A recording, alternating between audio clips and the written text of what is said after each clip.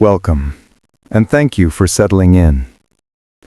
Today, we will embark on a slow, meandering journey along the banks of the Nile, tracing the rhythms of life in ancient Egypt. Imagine yourself waking to the soft, golden light of dawn spilling across a village of mud-brick homes. The air is thick with the scent of the river, mingling with the warmth of the sun and the faint aroma of cooking grains. In this journey, we will explore what it was truly like to live in one of history's most enduring civilizations. We will look beyond the monumental pyramids, the awe-inspiring temples, and the hieroglyphs that still whisper across millennia. We will step gently into the everyday, the human, and the quietly fascinating aspects of life. The labor, the rituals, the simple pleasures, and the small struggles. Through 4 distinct segments, we will immerse ourselves in daily life, follow the paths of notable figures, unravel some lingering mysteries, and contrast the lives of commoners with those who walked among the elite. The rhythm will be steady, the narrative unhurried, and the focus softly illuminating the textures of the past. Allow yourself to drift along with the current of the Nile, letting history wash over you in a gentle, measured cadence.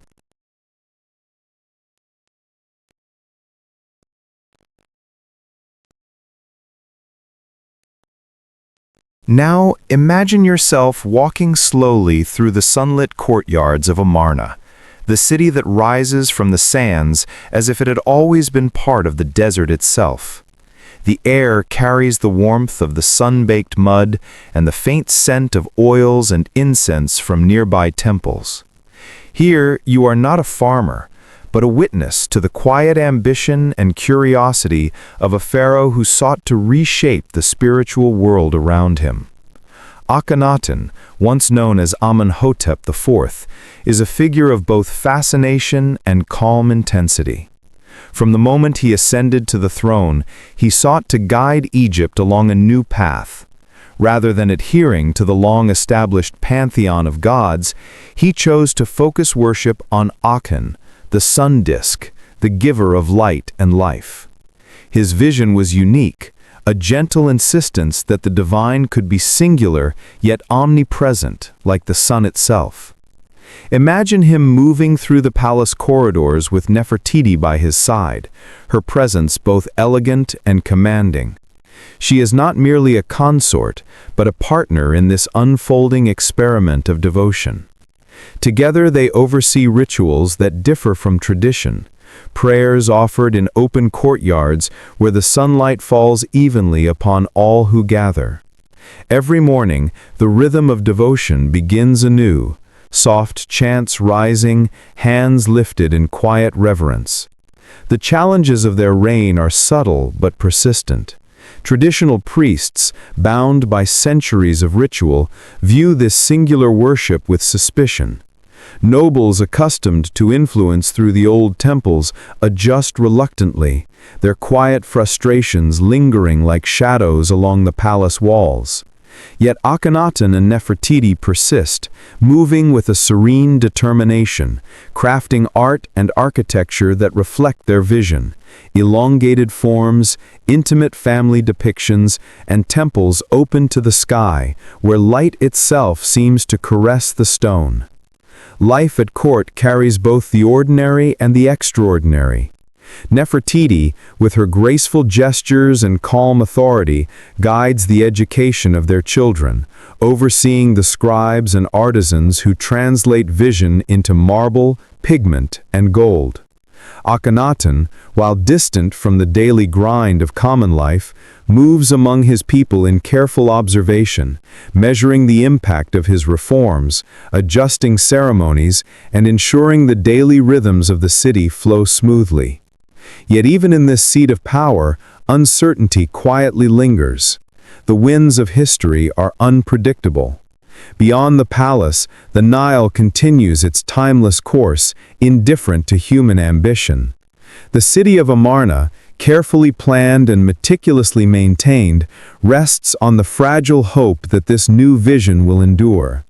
You can almost sense the quiet tension, a gentle reminder that even the grandest plans are subject to time and circumstance. During moments of rest, you might imagine the pharaoh and queen walking along the terrace as the sun lowers in the sky, casting long shadows over sandstone walls. The glow of evening softens the stark lines of power, revealing the tender interactions between ruler and family, between the ambitious and the ordinary. These subtle details, the glance, the gesture, the soft-spoken words, form the gentle pulse of daily life at the very heart of Egypt's experiment in devotion. And as the night descends upon Amarna, you can picture lamps being lit in the palace chambers, the faint flicker of flame illuminating delicate frescoes. The rhythm of life continues, calm yet purposeful, steady yet filled with quiet complexity. This is the story of rulers who sought to reshape the spiritual landscape, whose ambitions intertwined with the textures of daily life, and whose legacy endures in the whispers of stone and paint. Now, imagine yourself stepping quietly into the golden silence of a tomb, the air still and faintly cool, filled with the faint scent of aged wood and resin. You are not rushing, but moving slowly, your steps measured, as though each movement is part of a quiet meditation. This is the resting place of Tutankhamun, the boy king whose life was brief, yet whose legacy has captured the curiosity of countless generations. Tutankhamun ascended the throne at a young age, following the radical reforms of Akhenaten. The world around him was one of transition, a delicate balance of old traditions and new visions. And yet, his reign was short, ending at just 18 or 19 years of age. Scholars have long debated what led to his untimely death, and the mystery is as gentle as it is compelling, a puzzle suspended in time. Some suggest an illness, a quiet vulnerability that was part of the rhythm of life in ancient Egypt. Others propose an accident, perhaps a fall from a chariot, a momentary slip that altered the course of history. There are even whispers of intrigue and familial tension, though these remain uncertain, like faint echoes in a vast desert. As you imagine these possibilities, notice how the mind drifts between certainty and speculation, the gentle pull of curiosity lulling you into contemplation. The tomb itself is a world frozen in careful arrangement.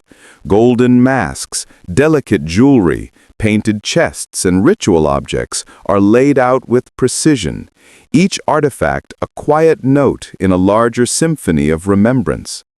You can picture the artisans at work, their hands steady and meticulous, shaping each piece not in haste, but with deliberate care, honoring both the boy king and the traditions that preceded him.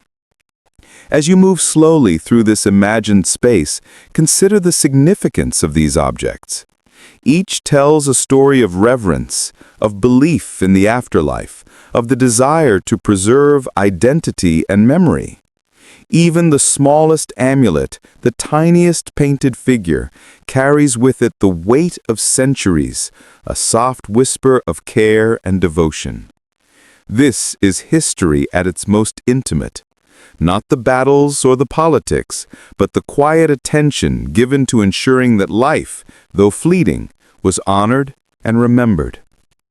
The mystery of Tutankhamun's death reminds us that life, even for those in positions of prominence, is fragile. Yet within that fragility lies fascination, a gentle intrigue that invites reflection. Imagine the scholars and archaeologists of later generations uncovering these treasures, piecing together clues with patience and care, each fragment a soft echo from the past. The tomb is silent, yet it speaks in subtle ways, of family, of devotion, of the rhythms of life and death in a civilization that has long since faded from sight, but not from memory. And as you let your mind wander through these quiet halls, consider the broader perspective, a civilization that endured for millennia, shaped by rivers, sun, and sand, by rulers and farmers alike. Tutankhamun's life, though brief though it was, becomes a gentle lens through which to contemplate the cycles of history, the impermanence of life, and the soft, persistent pulse of human endeavor across time.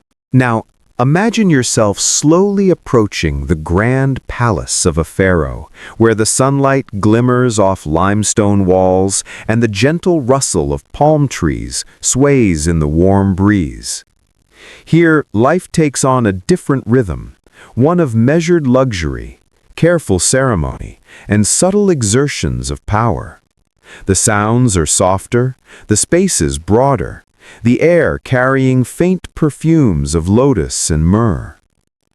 In the palace, servants move quietly through the corridors, carrying water in delicate jars or arranging offerings on stone altars. You can imagine the soft clatter of sandals on polished floors, the muted laughter of children playing in shaded courtyards, and the occasional low murmur of advisors speaking in hushed tones. The environment is carefully curated, designed to display the stability and grandeur of the pharaoh's rule. Yet it is not without its quiet demands. Meals are elaborate, yet soothing. Imagine trays of bread, fruits, and dates arranged with precision, fish grilled over gentle embers, and honey-sweetened pastries that glimmer under the sun. The preparation itself is a rhythmic process, repeated daily, echoing the care and consistency that define palace life. Every object has a place, every action a subtle purpose, creating a world that is calm, ordered, and deliberate. Beyond the tangible comforts, there is the structured flow of duties and rituals. Pharaohs would rise with the sun, receive homage from officials, and perform rituals designed to honor the gods and maintain cosmic order. Yet, despite the apparent formality, the pace is steady, measured, almost meditative. The rituals themselves are gentle repetitions, chants and gestures performed with calm precision, a quiet reflection of the harmony that the pharaoh seeks to project across the land. In the private chambers, the pharaoh and family might enjoy quiet moments of reflection or leisure. Nefertiti or other consorts might engage in gentle conversation, while music, soft and soothing, fills the rooms with a sense of serenity. The walls are adorned with painted scenes of daily life, divine interactions and celebrations, each image a reminder of continuity, tradition, and the gentle flow of time.